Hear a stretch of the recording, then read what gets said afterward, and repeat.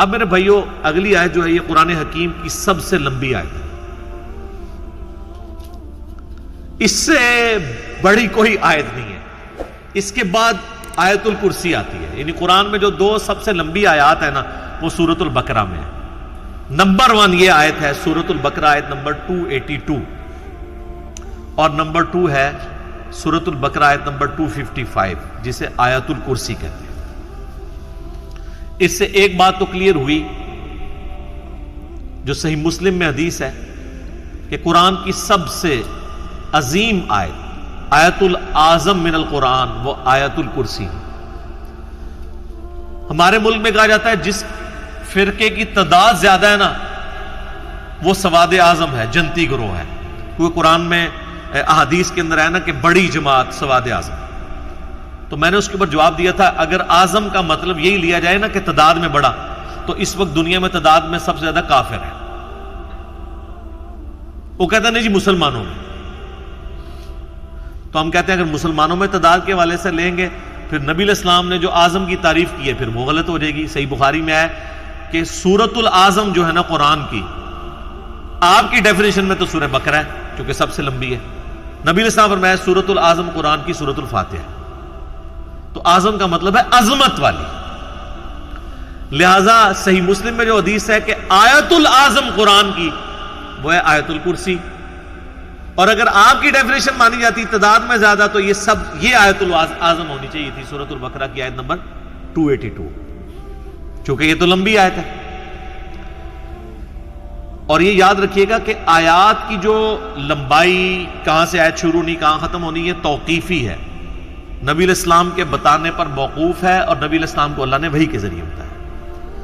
یہ کہلاتی ہے آیت دائن، یعنی یہ اردو میں لفظ لین دین استعمال ہوتا ہے، تو یعنی جب آپ کسی کے ساتھ لین دین کا معاملہ کریں گے اور اس میں ادھار پیسے انوالو ہوں گے تو آپ نے لکھت پڑھت کرنی ہے، ان رائٹنگ اس کو لے کے آنا ہے۔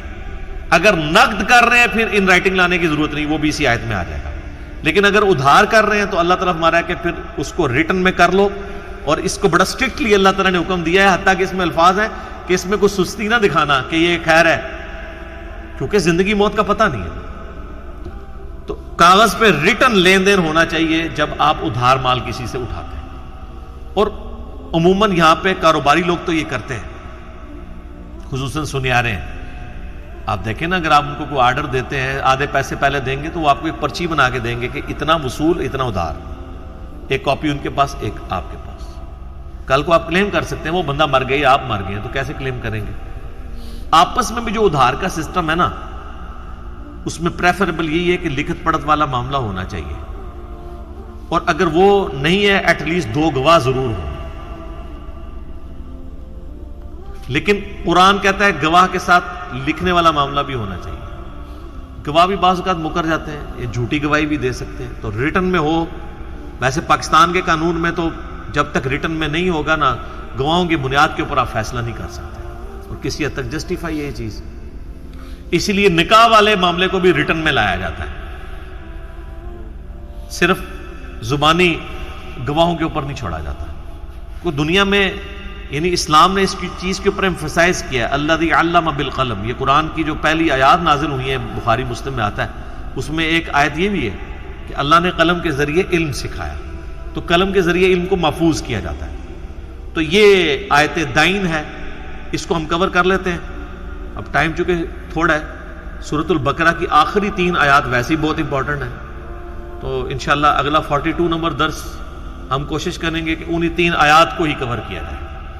بہرحال یہ ایک آیت جو ہے ہم اس میں کور کر لیتے ہیں تیزی کے ساتھ، یہ خود ہی سیلف ایکسپلینیٹری ہے، باقی جو تمہیدی گفتگو ہے میں نے کر دی ہے، باقی آپ کو ترجمے سے ہی بات سمجھ آ جائے گی۔ یا ایھا الذین آمنوا اذا تداینتم بدین الی اجل مسمی، اے اہل ایمان جب تم ایک دوسرے کو قرض دو کچھ مقررہ مدت تک کے لیے، فاکتبوہ تو اسے لکھ لیا کرو، وَلْيَكْتُبْ بَيْنَكُمْ كَاتِبٌ بِالْعَدْلِ اور تمہارے درمیان جو لکھنے والا ہے وہ انصاف کے ساتھ لکھے، یہ آج کے زمانے کے اعتبار سے تو آپ کو سمجھنا مشکل ہوگا، اگلے زمانے میں 99% لوگ چٹے ان پڑھ ہوتے تھے.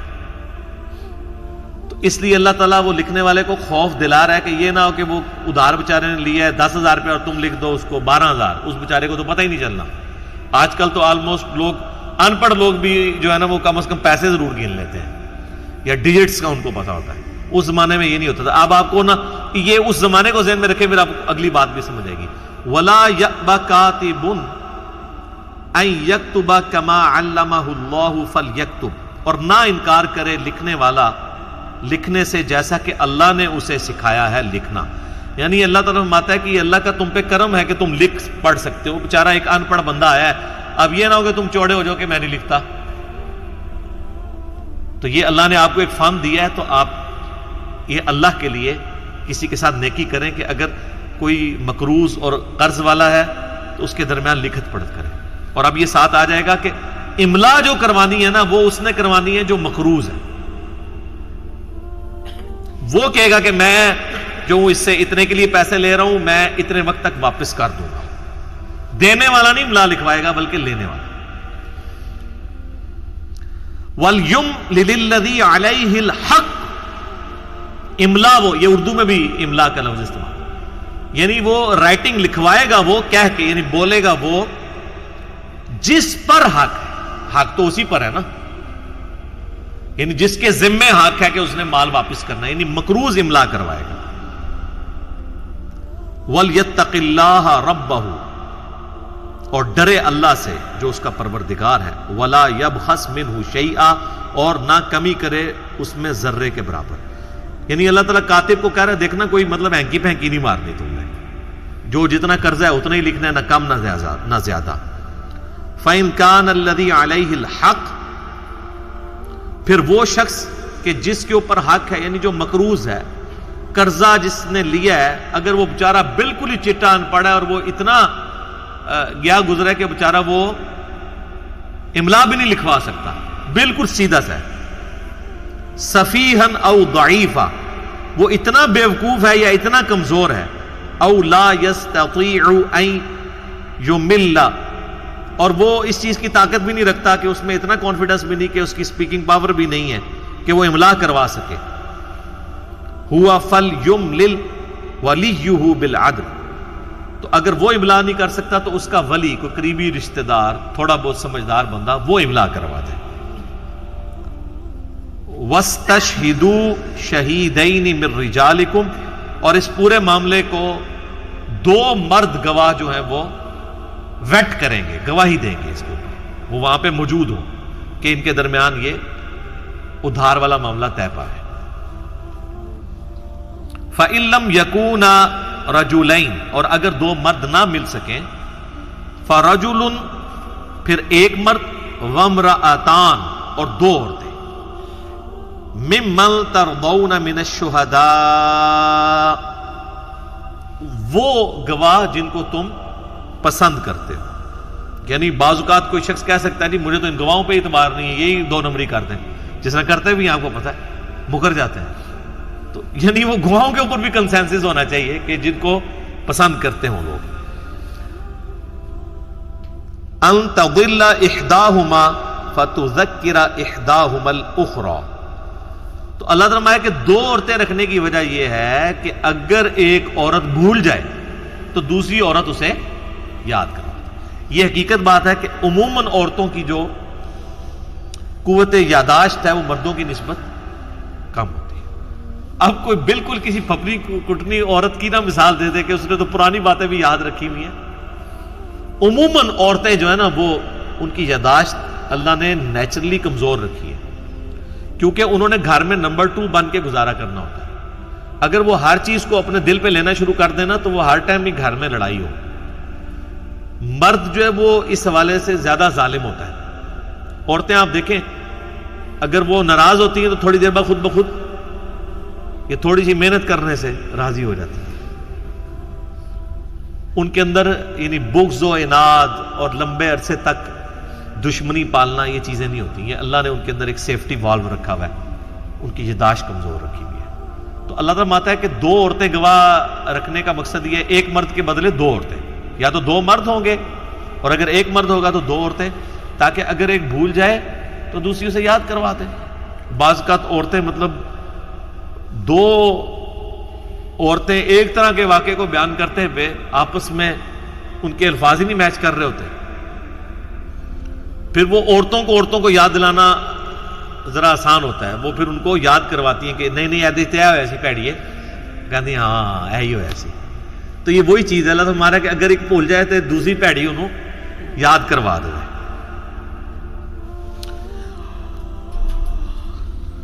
وَلَا يَأْبَ الشُّهَدَاءُ إِذَا مَا دُعُوا، اور نہ انکار کریں گواہ جب وہ بلائے جائیں گواہی کے لیے۔ یعنی کل کو کہیں رفڑا ڈال جائے مقروض اور قرض دینے والے کے درمیان، اور جب گواہوں کو بلایا جائے تو آپ گواہی باری پڑ جائیں کہ ہم نے گواہی نہیں دینی ہے، یا وہ پیسے مانگیں، یہ کام بھی نہیں ہونا چاہیے۔ وَلَا تَسْأَمُوا أَن تَكْتُبُوهُ صَغِيرًا أَوْ كَبِيرًا، اور مت اکتایا کرو اس بات سے، خواہ تھوڑا قرضہ ہو خواہ زیادہ، کہ تم لکھنے پڑھنے سے بھاگو۔ اللہ تعالیٰ ہمارا اس میں کاہلی سستی نہیں کرنی کہ یار خیر ہے، یہ لکھت پڑھا والا کام ضرور کر لیا کرو۔ الا اجلی، جب کسی مقررہ میعاد تک کے لیے تم قرضہ دو کسی کو۔ ذالکم اقسط عند اللہ واقوم للشہادۃ، یہ اللہ کے نزدیک بھی بہت یعنی انصاف کے لائق ہے یہ چیز، اور محفوظ رکھنے والی ہے گواہی کو۔ وَأَدْنَا أَلَّا تَرْتَابُوا إِلَّا أَن تَكُونَ تِجَارَةً، اور آسان طریقہ ہے کہ تمہیں شک سے بچا لے گی یہ لکھت پڑھت والی چیز، اللہ کے نزدیک بھی انصاف کے اوپر ہے، اور شہادت کے لیے بھی آسانی ہوگی جب ریٹن میں ریکارڈ ہوگا، جب یہ تم یعنی جس کو قرضہ دے رہے ہو۔ لیکن الا ان تکون تجارتا حاضرہ، ہاں مگر اس میں ایک ایکسیپشن ہے، اگر تم 10 بدست تجارت کر رہے ہو، یعنی پیسے دے رہے ہو اور کسی سے چیز اٹھا رہے ہو، تو پھر اس میں لکھت پڑھت کی ضرورت نہیں ہے، کیونکہ اس میں ادھار نہیں اٹھائی، نقد اٹھائی ہے۔ حاضرۃ تدیرونها بینکم فلیس علیکم جناح، اگر 10 بدست کر رہے ہو، لین دین آپس میں کرو، تو اس میں تم پہ کوئی حرج نہیں ہے۔ اللہ تکتبوہا، کہ تم اسے لکھو، یعنی لکھنا اس کیس میں کوئی ضروری نہیں ہے۔ ویسے تو 10 بدست میں بھی لوگ لکھ رہے ہوتے ہیں، یہ جائز ہے، یہ اللہ تعالیٰ نے یہ نہیں کہا کہ اس میں ناجائز ہے لکھنا، کہا کہ اس میں حرج نہیں ہے۔ یا آپ جتنے بھی آپ بڑے سٹورز میں جاتے ہیں تو 10 بدست میں آپ کو بل نہیں ایڈ پہ بنا کے دیتے، وہ تو ان کا اپنا ریکارڈ ہوتا ہے، چاہے وہ جوتیوں والی دکان ہے یا یہ بڑے سٹورز ہیں، میڈیکل سٹورز ہیں، وہ باقاعدہ آٹومیٹکلی ایک بل جنریٹ ہو کے آپ کو اس کی کاپی دیتے ہیں، اپنے پاس بھی نوٹ کرتے ہیں، حالانکہ وہ 10 بدست آپ کر رہے ہوتے ہیں، اس کے باوجود وہ اس کو ریٹرن میں لے کے آتے ہیں تاکہ ان کا اپنا ریکارڈ ہو نا کہ آج ہم نے کتنی سیل کی ہے۔ تو اللہ تعالیٰ ہمارا اگر وہ زبانی کلامی سیل کر رہے ہیں کوئی حرج نہیں ہے، لیکن اس کے اگینسٹ جن لوگوں نے ٹیکس چوری کرنی ہے، ٹیکس نہیں کرنا، کروڑوں روپیہ روزانہ کی وہ سیل کر رہے ہیں، وہ آپ دیکھیں سارا زبانی کلامی چل رہا ہے۔ یہ آپ کے جتنے آئس کریم والے پارلر ہیں، آپ دیکھیں ان کی روزانہ کی سیل لاکھوں میں ہے، اور ایک ایک کپ پہ آپ سے 150 روپے لے رہے ہیں، اور روزانہ کے ہزاروں کپ بیچتے ہیں، نہ اپنے پاس کوئی ریٹرن میں انہوں نے نوٹ کر رہے ہوتے ہیں، نہ آپ کو کوئی دے رہے ہوتے ہیں، کیونکہ وہ پکا بل انہوں نے بنانا نہیں، انہوں نے ٹیکس تو نہیں دینا ہوتا، تو یہ تو کمائی حرام ہے۔ میرا یوٹیوب کے اوپر آپ کلپ دیکھ لیں، ٹیکس اور انجینئر محمد علی مرزا لکھیں، یہ سب لوگ جو ہے حرام کی کمائی کر رہے ہیں، کیونکہ اس کے اگینسٹ یہ لوگ بینیفٹ تو گورنمنٹ سے سارے لے رہے ہیں۔ جس سڑک پہ چل کے اپنی دکان تک آتے ہیں نا، وہ بھی گورنمنٹ نے ہمارے ٹیکسز سے بنائی ہوئی ہے۔ آپ ٹیکس نہ دیں، اور میں تو الاؤ نہیں کروں گا کہ میرے ٹیکس پہ بنی ہوئی سڑک پہ ایک کروڑ پتی بندہ جو ہے وہ اپنی گاڑی ڈرائیو کر کے آئے اور وہ 1 روپیہ بھی گورنمنٹ کو ٹیکس نہیں دے رہا ہے، یہ ٹیکس چوری کر رہا ہے۔ یہ ٹاپک ایک الگ ہے، میں اس کو چھوڑتا ہوں یہاں پہ۔ وَأَشْهِدُوا إِذَا تَبَايَعْتُمْ، اور گواہ ضرور بنا لیا کرو جب خرید و فروخت کرو۔ وَلَا يُضَارَّ كَاتِبٌ وَلَا شَهِيدٌ، اور نہ تکلیف دی جائے لکھنے والے کاتب کو اور نہ گواہی دینے والے کو۔ یہ نہ ہو وہ کہ جی نیکی کر کے گلے پڑ گئی ہے، کاتب کو بھی بیچ میں گھسیٹ لیا، یعنی کوئی آپس میں جھگڑا ہوا تو پہلے ان کی کوٹ لگ گئی، لکھنے والے کی اور گواہی دینے والوں کی، جس کی وجہ سے آج کل کئی لوگ پھر وہ کہتے ہیں جی وہ عدالتوں میں ہمیں چکر کاٹنے پڑیں گے، ہم گواہی نہیں بنتے، یہ گواہی ہے تو وہ چھپا جاتے ہیں۔ وَإِن تَفْعَلُوا فَإِنَّهُ فُسُوقٌ بِكُمْ، اور اگر تم ایسا کرو گے تو یہ نافرمانی ہوگی تمہاری، اللہ کے حضور نافرمانی شمار ہوگی۔ واتقوا اللہ، اللہ سے ڈر جاؤ۔ وَيُعَلِّمُكُمُ اللَّهُ، اور اللہ تعالیٰ تمہیں سکھاتا ہے، یعنی یہ دنیا میں رہنے کے آداب معاشرت اللہ تعالیٰ تمہیں قرآن کے ذریعے سکھا رہا ہے۔ وَاللَّهُ بِكُلِّ شَيْءٍ عَلِيمٌ، اور اللہ تعالیٰ ہر چیز کو اپنے علم سے گھیرے ہوئے ہے۔ تو یہ آپ دیکھ لیں، اتنی لمبی آیت ہے۔ اگلی آیت بھی اسی کے ساتھ جڑی ہوئی ہے، 283 نمبر۔ وَإِن كُنتُمْ عَلَىٰ سَفَرٍ، اور اگر تم سفر کی حالت میں ہو، وَلَمْ تَجِدُوا كَاتِبًا، اور تم کو کاتب نہ پاؤ، فَرِحَانٌ مَقْبُوضَةٌ، تو پھر کوئی چیز رہن رکھ سکتے ہو کسی کے پاس، یعنی کسی کے پاس کوئی چیز گروی رکھ کے اس سے قرضہ وصول کر سکتے ہو۔ ظاہر اب ریٹن میں بھی نہیں، کوئی گواہ بھی نہیں ہے، تو کسی کے پاس کوئی گروی چیز ہوگی تو اس کے عوض وہ کلیم کرے گا نا کہ تو نے تم میرے سے اتنی رقم لی ہوئی تھی۔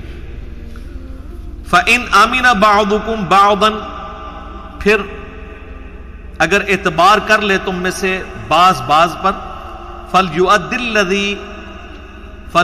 الَّذِي اؤْتُمِنَ أَمَانَتَهُ وَلْيَتَّقِ اللَّهَ رَبَّهُ، تو پھر اس امانت والے کو بھی چاہیے کہ وہ امانت اس کی واپس کر دے اور اپنے رب سے ڈر جائے۔ یہ نہیں ہے کہ آپ رہن رکھ کے 10 روپے کی چیز رہن رکھ کے 50 روپے کسی سے قرضہ لیا ہے، اب اس بیچارے نے اللہ کے لیے آپ کو قرضہ دے دیا ہے تو اب آپ قرضہ لے کے ہی بھاگ جائیں۔ تو اللہ تعالیٰ ہمارا جس نے تمہارے اوپر اعتبار کیا نا خدا کے لیے، اللہ کے لیے اس نے اعتبار کیا ہے کہ اس نے بغیر گواہوں کے، بغیر ریٹن ریکارڈ کے، صرف ایک رہن رکھی ہوئی چیز کے عوض تمہیں قرضہ دے دیا ہے، تو اب مہربانی کر کے اس کا قرضہ واپس کرو، ٹھیک ہے۔ وَلَا تَكْتُمُوا الشَّهَادَةَ، اور دیکھنا شہادت کو کبھی مت چھپانا۔ وَمَن يَكْتُمْهَا فَإِنَّهُ آثِمٌ قَلْبُهُ، جو کوئی بھی گواہی کو چھپاتا ہے تو یقیناً اس کا دل گناہگار ہے۔ تو صحیح مسلم میں حدیث ہے، گناہ وہ جو تیرے دل میں کھٹکے اور تو اس بات سے آر محسوس کرے کہ لوگ اس پر مطلع ہو جائیں۔ واللہ بما تعملون علیم، اور اللہ تعالی خوب جانتا ہے جو کچھ تم اعمال کر رہے ہو۔ تو آپ دیکھ لیں کہ قرآن حکیم میں صرف عبادات ڈسکس نہیں ہوئی ہیں بلکہ معاشرت کے بھی چند امپورٹنٹ پہلوز، آج دیکھ لیں پورا کاروباری سسٹم ڈسکس ہوا ہے، سود کے حوالے سے ڈسکشن ہوئی ہے، انفاق فی سبیل اللہ کے حوالے سے، اور پھر جو قرضے والا سسٹم، ظاہر ہے یہ پورے کا پورا نظام تجارت میں تو قرضے کے اوپر چل رہا ہے۔ آپ ابھی بھی اب مارکیٹ میں جائیں، کئی تو بیچارے اتنے غریب ہیں کہ وہ خود ادھار کے اوپر چیز اٹھاتے ہیں اور پھر اس کو بیچنے کے بعد اس میں سے واپس کرتے ہیں اور کچھ اپنے پاس رکھتے ہیں اور نیکسٹ مال خریدتے ہیں، جو ہماری گورنمنٹ کو اینڈ ٹائم کے اوپر پتہ نہیں کس نے دماغ میں کیڑا ڈالا، اور وہ غریب لاکھوں خاندان جنہوں نے عید کے دنوں میں کمائی کرنی تھی تو ان لوگوں نے اینڈ اس ٹائم کے اوپر لاک ڈاؤن کر دیا، تو وہ تو بیچارے لٹ گئے۔